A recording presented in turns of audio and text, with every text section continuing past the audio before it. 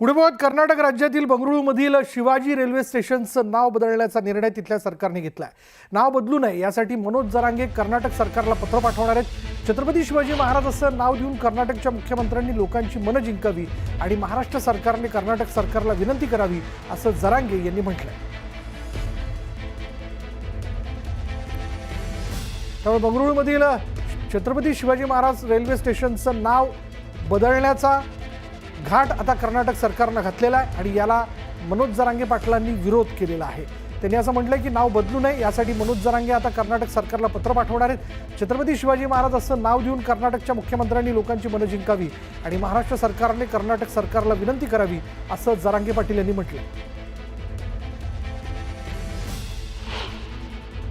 शिवाजीनगर स्टेशनचं नाव बदलून सेंट मेरी स्टेशन करणं याचा मी निषेध करतो।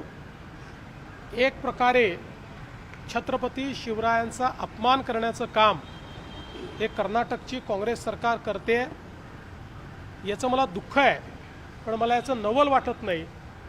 कारण छत्रपती शिवरायांना अपमानित करण्याची परंपरा ही काँग्रेसमध्ये जवाहरलाल नेहरू पंतप्रधान असतानापासून आहे।